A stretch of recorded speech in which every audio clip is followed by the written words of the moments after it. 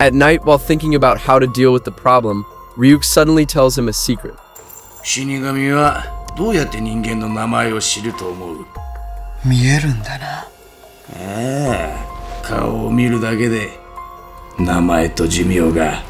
To gain the same ability as a Shinigami, Light Yagami can choose to trade half of his lifespan for the Shinigami eyes to see others' names. Light Yagami refuses without hesitation. His goal is to be the god of the new world. Longevity is just his basic goal. Light Yagami won't sacrifice long-term gain for short-term convenience. Arrogant Light Yagami believes he doesn't need the Shinigami eyes to handle these problems. At this moment, he suddenly remembers the third rule of the Death Note. Besides being able to write a person's time and cause of death, the notebook can also control a person's actions before they die. But how exactly does this work? Light Yagami experiments using a prisoner. He makes the prisoner draw a pentagram on the wall before dying, and also controls him to leave a suicide note. It seems the Death Note really can control a person's actions before death. Although this can only be used within a reasonable range, it is already enough for the highly intelligent Light Yagami. The next day, he boards a bus with his girlfriend, and the man following them trails closely behind. As Light Yagami expected, the man sits right behind them. At this moment, a gun-wielding fugitive hijacks the bus driver, and the sudden incident terrifies his girlfriend. Light Yagami stays calm. He writes a note to his girlfriend saying he will take down the criminal soon. The man in the back row also sees the contents of the note. Out of duty as an agent, the man can't help but step forward to stop Light Yagami from acting rashly. Light Yagami ignores the warning, stands up to charge, and the man immediately stops him, saying he will protect them. Light Yagami expresses disbelief, since no one can guarantee the man isn't an accomplice of the fugitive. The man has no choice but to show his credentials. He is actually FBI Officer Ray. Light Yagami achieves his goal. Then he deliberately drops a paper ball which the fugitive picks up. When he looks up, he sees Ryuk floating in the air, startling him.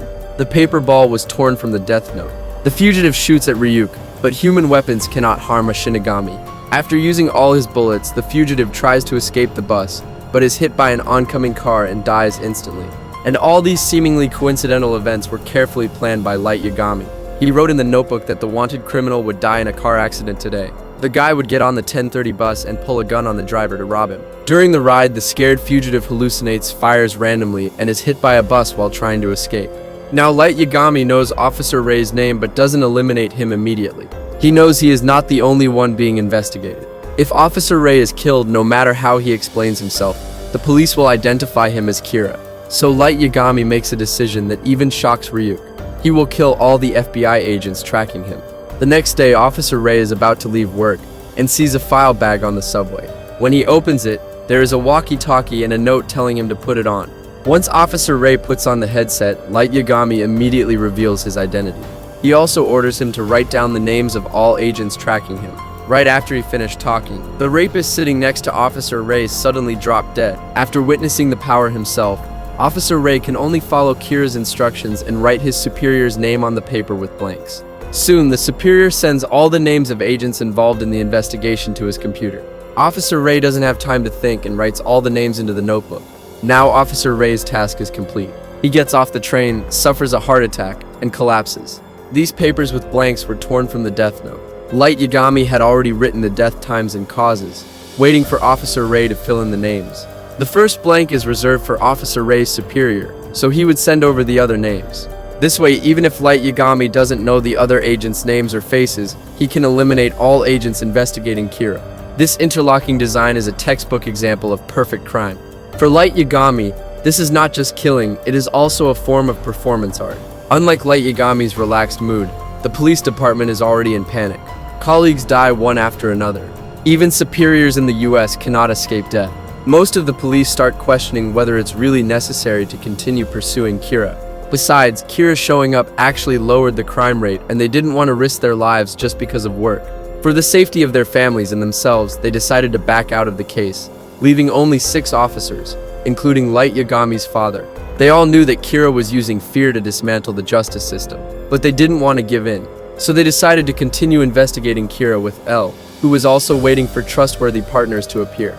L's representative took them to a hotel, where they finally met the legendary genius detective. Then, each of them introduced themselves, which left Ulareber speechless. They were just casually saying their real names. If he were Kira, they'd already be dead. Ul instructed everyone to start using fake names from now on. Over the past few days, L had already narrowed down the investigation to the smallest possible scope, and he was certain that Kira was among these subjects. He even noted the connection between prisoners leaving pentagrams and wills before dying, and the mass deaths of FBI agents. He was convinced that Kira could control a person's actions before death. In the following days, All repeatedly watched all the footage of the agents' deaths, and finally noticed some irregularities. Officer Ray frantically pointed at the subway door before dying, indicating that Kira was standing there at the time. Vrel immediately ordered 24-hour surveillance on all suspects, including the police chief's son, Light Yagami. When Light Yagami got home from school, he quickly noticed something was off. He usually stuck a pencil lead in the door crack before leaving, but now the lead was broken in two, meaning someone had tampered with the house. Still, Light Yagami acted nonchalant as he went inside, knowing many eyes were watching him. But Ryuk didn't notice at all and wondered why Light Yagami ignored him. Bored, Ryuk started complaining about wanting an apple. With Ryuk's whining ringing in his ears, Light Yagami couldn't stay and got up to leave. If you enjoyed my commentary, please like and follow. See you next time.